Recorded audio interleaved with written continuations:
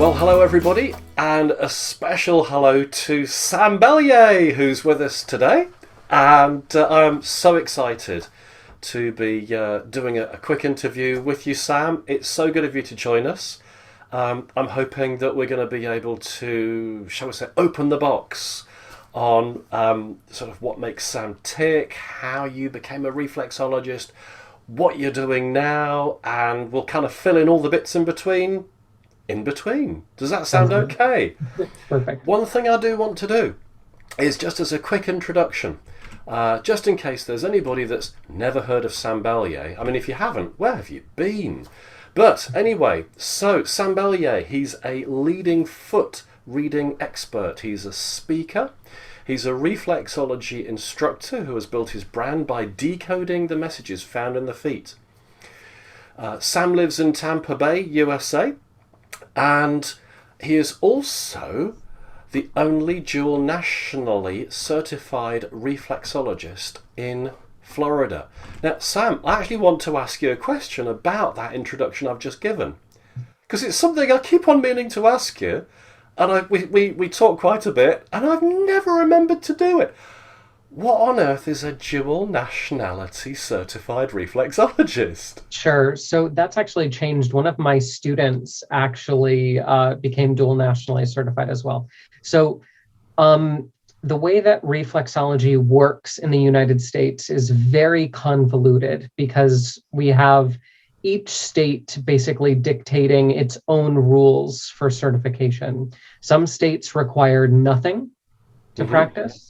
Other states require a massage therapy license, which is anywhere from 500 to 1,000 hours, depending on which state you're in addition to the reflexology certification on top of that. So you're looking at a good year to two of training kind of combined minimum for that practice. And the one organization that's really trying to standardize the certification process for reflexologists is the American Reflexology Certification Board, the ARCB. So they have a foot exam, which you go and take. It's 300 questions. It's a 3-hour test paired Whoa, with a whoa, whoa, practical. back up the bus. 300 questions. Yeah, Good half. grief. It's That's, 150 anatomy and physiology and 150 reflexology. So it's a good kind of blend. that's And tough. in order to take the test, you have to have at least 110 hours of education. Yep. And as part of the examination, you have to submit a packet of 30 documented hour sessions. Right. So it's a really well-rounded kind of test. But once you pass the foot exam, you are then able to be invited to take the hand exam as well. And very few people choose to take both. But I, as an overachiever, decided to fly to New York twice to take both exams, and then became dual nationally certified in feet and hands. Ah, now I understand. I was thinking, did you have dual citizenship? Maybe Canadian and American or something like that? Now that makes sense. Excellent. And what, no surprise about you saying about, high achiever and all the rest of it. That just doesn't. Well, of course you flew to New York to take both of the exams. Yeah, I was so upset because when I found out about the exam, I was so excited because I was like, "Ooh, another piece of paper, let's go for it." And I was seriously considering teaching at the time, so I really wanted like the highest possible credentialing. So I went back to the International Institute and was like, "Hey, do you guys know of this test?" And apparently they had some bad blood with the International Institute. And so because of that kind of political friction, they didn't have a testing site in Florida. So I literally had to fly to New York to Right. take the exam both times, which was great. I love that city, but definitely kind of added to the expense and the extent of it. Absolutely. Now, I tell you what, you have just mentioned a word that fits perfectly with a little list of questions that I've got here. Because you've mentioned the International Institute. Mhm. Because I believe, you can tell me whether I'm right or not, were you one of Dwight Byers' last students before he gave up teaching? Um, yeah. So when the way that the way that my certification worked through the International Institute was 4 different weekend classes of varying levels. And so I got the pleasure of learning from Dwight 3 separate times. One of my classes was taught just by James, his grandson. And the whole family is really there, just kind of in and out, depending on who you get and who's teaching the class. But yeah, Dwight was able to kind of formally instruct me, work on me a couple times. I went to see him for a session at one point, as well as he kind of tested me personally throughout the weekends and stuff like that. So that was like when I first started studying reflexology, I was like, oh, how convenient. There's somebody just the next city over. Just down the road. Yeah. Right. This is great. And it just so happens that it's literally the lineage bearers for reflexology in the US. So it definitely seems to be rather serendipitous. I was going to say, what an awesome pedigree you have got, because then you kind of, if we were to take it that Dwight Byers was your father, as it were, in reflexology, you've got that direct link to Eunice Ingham. I mean, that is fabulous. Yeah, fab. Well, no, that's a bad joke. We won't do that. I don't know. Never mind. Moving on. So, what drew you to reflexology in the first place? So it's a funny story, because as a massage therapist in the state of Florida, every 2 years you need 24 hours of required continuing education. So around like the 6 months prior to renewal, you're getting, well, not anymore because everything's digitized, but I would get stacks of pamphlets in the mail. And I would just throw them in the trash because I knew the kind of massage therapist I wanted to be. But at the very bottom of the stack, there was an intro to reflexology course, which was put on by this national organization. It was only a day long. It was very cookie cutter, nothing really super formal, just enough to be dangerous, not enough to really know what you were doing. The instructor was actually not super great. But it was what I needed. And so I took the book, I took the practice, and I just started playing with it. And then as I started getting these really cool results, I started seeking formal certification. Wonderful. So it was almost like reflexology found you. For sure. That's one of the things that I can't really teach my students about because they haven't experienced it. But the modality itself has a spirit, like it is alive. And I definitely, I'll get emails from students who have taken my classes and they'll say, Sam, I won't have a reflexology client in months. And then I'll go to take reflexology off of the menu. And then 3 new reflexology clients pop up that week. It's because you're being asked to do the work. Yes.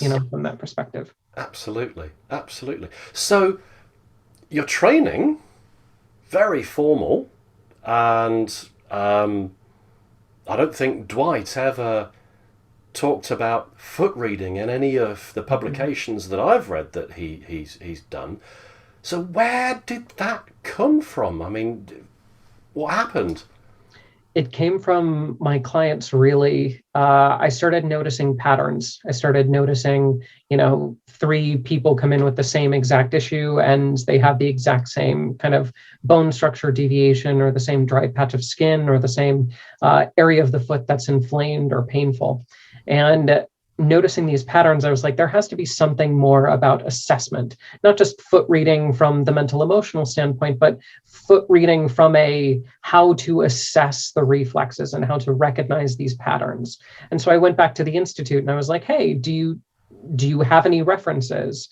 And so they actually pointed me to a book that one of their students had written on foot reading. Turns out that they had almost verbatim copied Jane Sheehan's book. Oh, gosh, no. and it was a publishing nightmare. And Jane's aware of it, and we laugh about it now. But that's what got me onto Jane's side of the equation, and getting all of her books, diving into her online course, her content was like, this is it. So I sat with that content for a really long time. And the more I looked, the more I wasn't seeing the bridge between, how to assess the physical along with the mental emotional. There was just this conversation about foot reading being internal. So I blended the two and really kind of made sure that people who were looking for an all-in-one resource could kind of understand that from my work. And then if they wanted to learn more specific nuances with the subtle, they could go to Jane. If they wanted to deeply go into the physical, they could work with Hagar and her kind of postural somatic stuff, or Angela Telford and her visual reflexology, and choose where to go from there. I'll tell you what, you've just name dropped everybody, really, haven't you? It's I do that because I wanted this information so badly, and it wasn't available, so I really just want to give people like all the connections and really make sure that you understand, especially coming from the US, where reflexology isn't popular like it is over in the UK. We can often feel over here like we're on an island because we don't have the community, we don't have the workshops, we don't have the support in our backyard. And so me just having to go over to the UK to get resources, that was a huge step for me. So I really want to make sure that people know, like, there are figureheads in the community that are talking about this stuff, that are actively teaching and willing to share.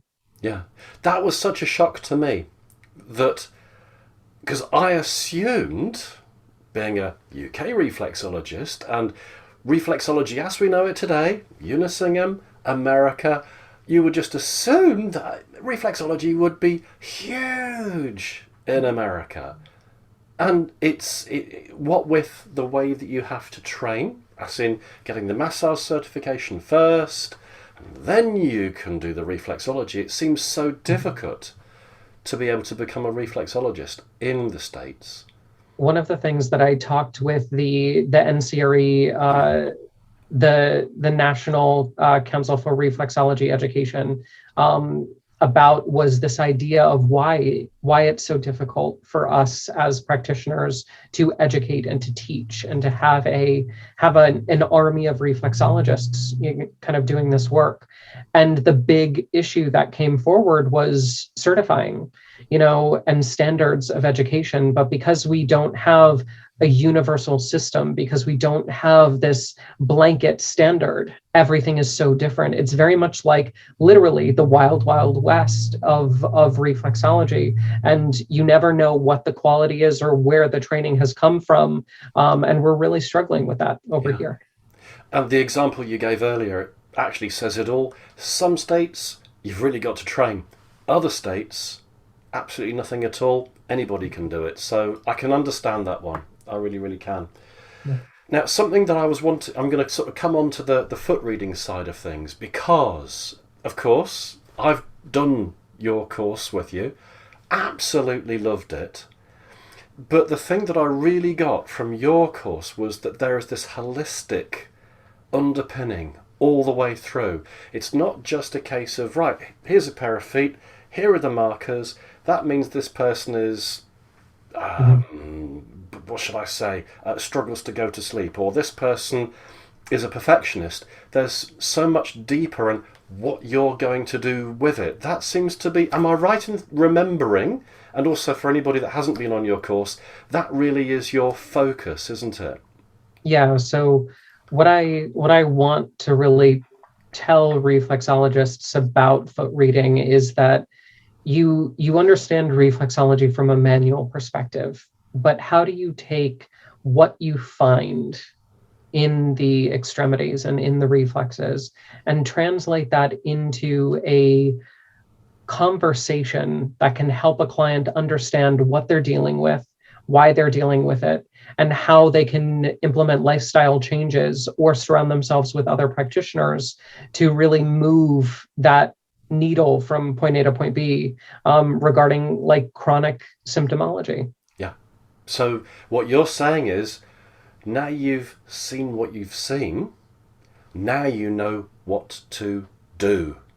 Right, exactly. And I think that that's the missing piece for a lot of reflexologists, because the initial training is it's so it's so anxiety driven to master the routine and to get the manual part of the work down, and that's all the student really wants to know. And of course they're trying to memorize the map, and it's so much about the basics. But at some point, as you get comfortable with the routine and as you settle into your practice, there comes this next level of exploratory kind of curiosity that you need to develop, and you need to start recognizing the patterns that are in front of you, and you need to start interpreting the reflexes and being able to gauge, is this liver reflex, is it depleted, is it hot and angry, is it filled with fluid, is it tight, what's going on underneath my fingers, instead of just kind of mechanically moving over the reflexes to provide a session. Indeed. Now, it's very interesting. Again, you used a perfect word. Guys, by the way, if you're watching this, Sam and I have not pre-planned any of this recording. Sam has got no idea what I'm going to ask him next. But, obviously you did your first book. Fabulous book, by the way. Absolutely fabulous. The second book... See, I have actually bought it.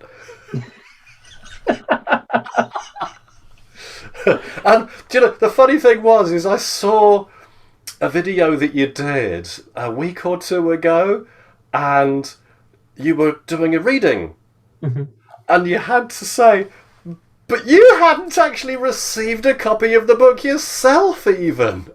In today's day and age, it's so hilarious, because I told my publishers, I was like, you need to let me know when the book drops on Amazon, because Amazon, the way that they work with their publishing is so much faster than a traditional publishing company. Once they have the file, they go through their publishing process and it's just printing, right? So easy for them.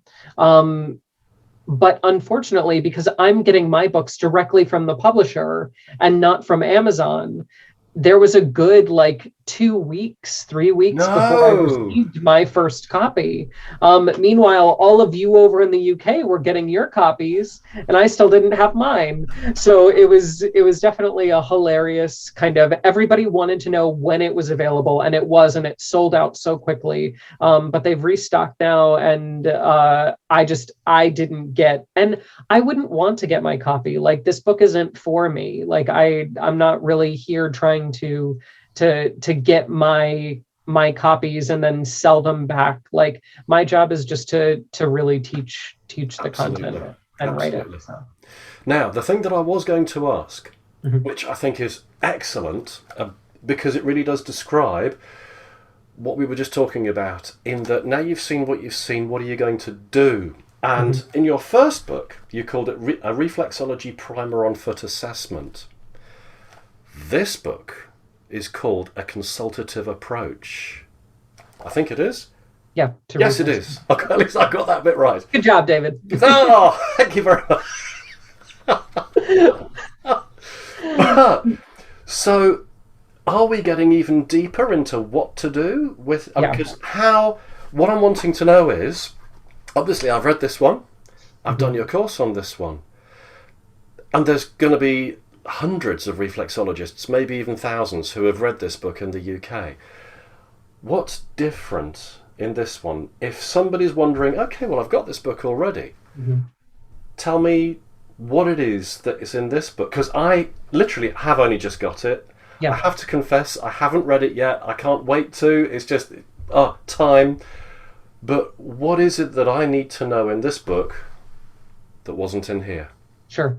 So I really learned a lot as I took that book and taught it across the world. It was so eye-opening to me to realize that, things that I thought were really beginner knowledge stuff, because of my background in physical therapy and herbalism and yoga and different spiritual modalities, it came as a shock to the people that I taught. They were like, we've never heard this before. Mm. I'm like, oh, well, I kind of grew up with this. So maybe I just have an advantage over because I've had my nose in books for longer.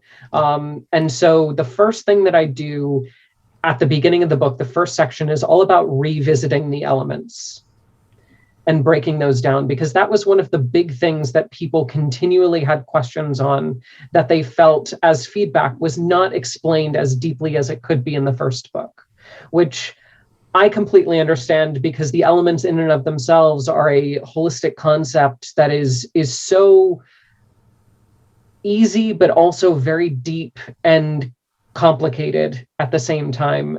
And so I really go into the idea of what are we looking for in a marker in regards to energetics and tissue states. And elements aren't always taught in reflexology schools. I mean, it's a case of you know about elements when you think of Chinese traditional medicine, but not with reflexology generally. So this is a whole new world for a lot of reflexologists. And this was the big disadvantage, and something that I really wanted at the front of the book, because it was a gap in my understanding as a teacher of who I was talking to, because I grew up in a metaphysical shop exposed to astrology and herbalism and all of these things that use the elements. And even in massage therapy, we're exposed to the elements as tissue states, right? As within, so without. And the idea of this elemental approach to seeing the body, that was new for a lot of people that I taught. And I was like, oh crap, now we have to go back and break it down from the beginning. And so that's the first section of the book. And then I move on to what a lot of people had questions about. Okay, now I know how to find a marker. What do I do about it? It's the how to consult, why to consult, and when to consult. And how I break down and separate my consultation practice from my reflexology practice, when not to consult, and common mistakes that a lot of practitioners make, as well as I include a new updated version of soap notes, which include the energetics, as well as the 12 body systems, and taking an assessment inventory, and lots of different kind of how-tos in that consultation second section.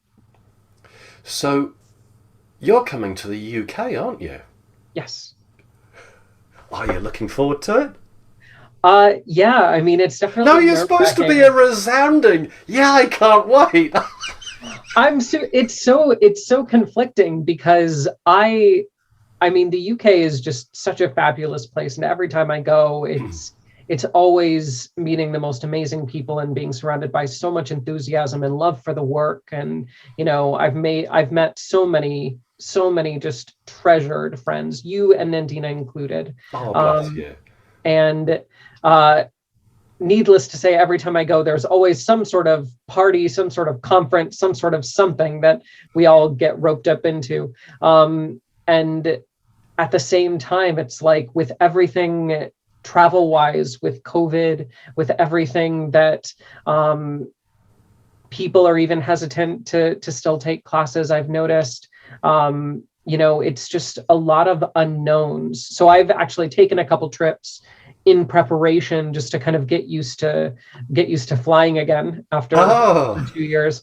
And also the idea that it is an 8-hour flight.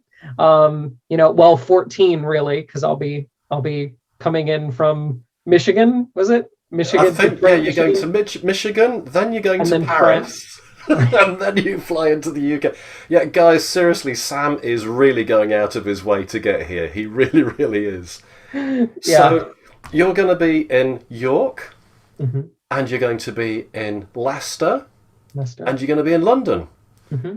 And so it's a case of, it's the penultimate weekend of February in York, the last weekend of February in Leicester, and I believe the first weekend in March for London.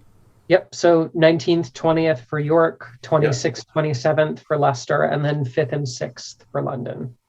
Brilliant. And are you going to be teaching kind of a little bit of both? Or is Yeah, it so mainly going to be focusing on one or the other?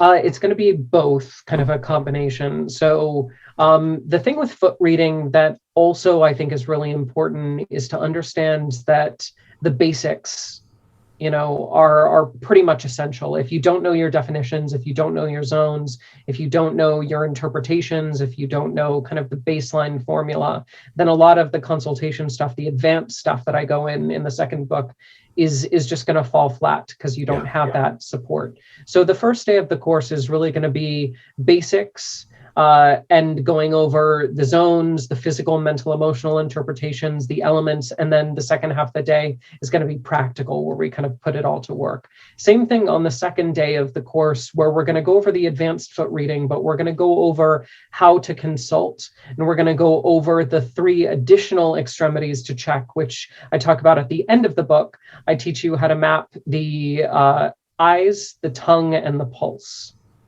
Ooh. Oh, wow. I'm looking forward to that. This is going to be great. So the good news is that you don't already have to have done your course. You are still going to be bringing people in so they can understand it. But if somebody has already done your course, there's new stuff for them as well. Exactly. Perfect. Sam, we are so looking forward to seeing you in the UK. We really, really are. I do wish you the safest of journeys. Having seen the flights that you've got, I just hope you're not so tired when you get here. I really do, though. Well, we've got the day of quarantine now, so that's... We do have the day of quarantine, so you've got a day of rest. Sure. But seriously, guys, if you're thinking about doing Sam's course and you're not quite sure, I can personally recommend it, having done it myself. And I know if you speak to other reflexologists out there who have done Sam's course, they will speak highly of him as well. Sam, thank you. Go on, yes. Also, like if foot reading is something that you're not really sure about in general, on my YouTube channel, there are several videos where I demonstrate the technique, read from both my first and my second book, and you can gather a lot of kind of baseline information for you to start playing with the concepts in your own practice.